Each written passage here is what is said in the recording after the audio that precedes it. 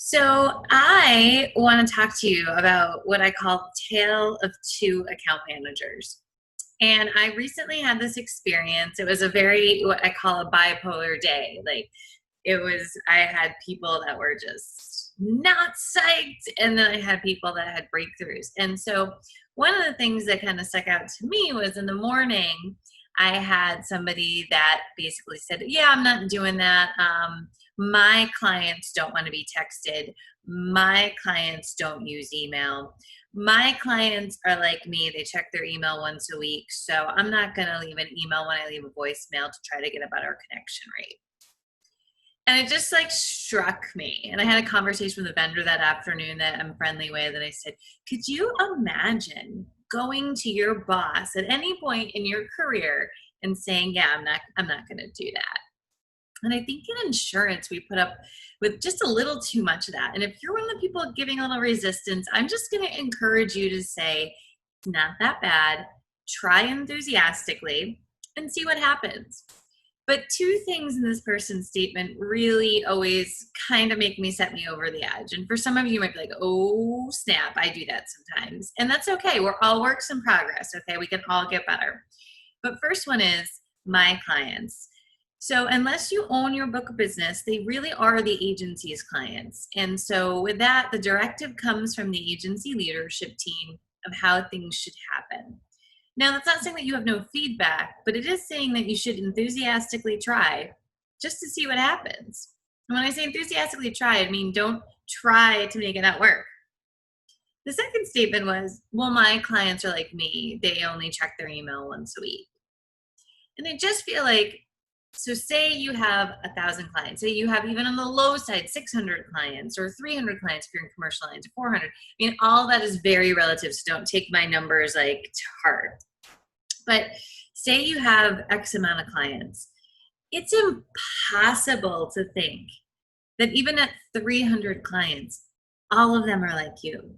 That's like crazy. And if they are all like you, where they only check their email once a week or they don't text message, take a breath and realize the power of what you just said, because the agency has a bigger, significant problem of a dramatically aging book of business. Now, I always refute these statements by saying that my 92-year-old grandmother knows how to order on Amazon and, in fact, loves it. My grandmother knows how to video chat.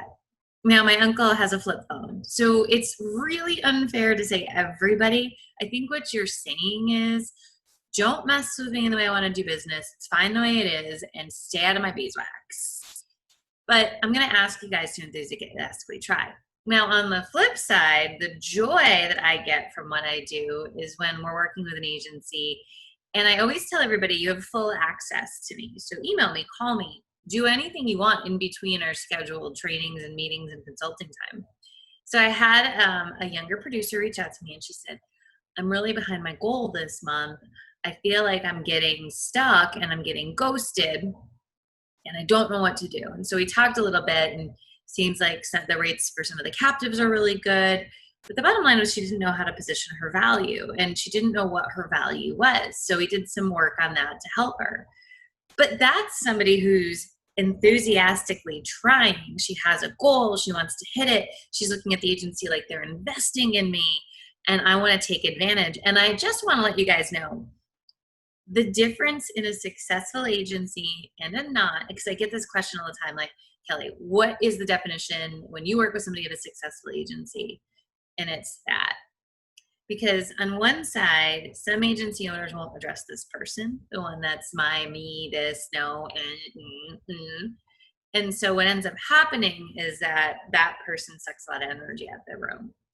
Now, we have the moldable, awesome agents, and they want to get better, and they want to make their jobs easier, and they want to perform. And those are the people that are so critical to your agency's success. So the bottom line is, it's that whole Eeyore and Tigger mentality, right? The Tigger's running around, the Eeyore's like, oh, bother. But we have to deal with both sides of them because they exist in agencies.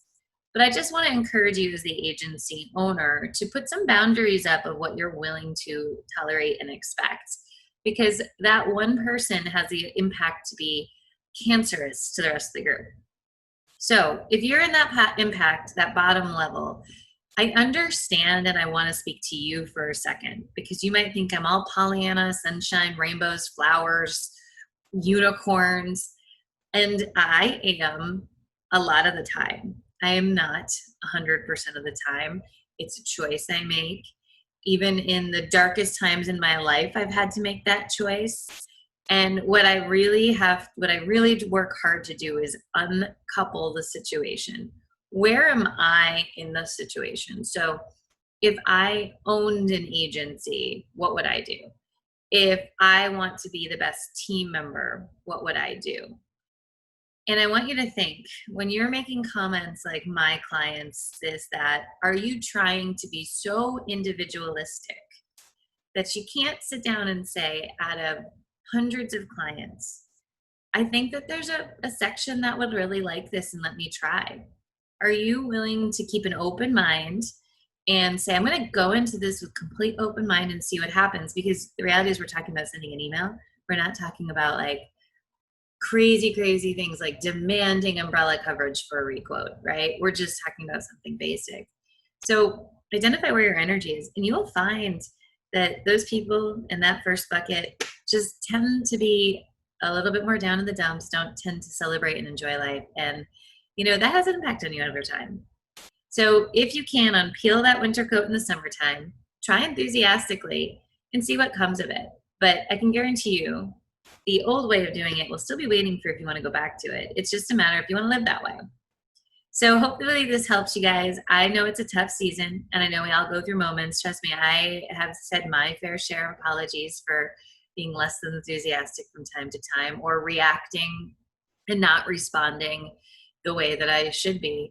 But if you can clarify that in your mind and make it a bigger intention, I think you're going to see a much better work environment, much better interaction with your clients and coworkers, and overall, just a better quality of life. Have a great day, everyone. We'll talk to you soon.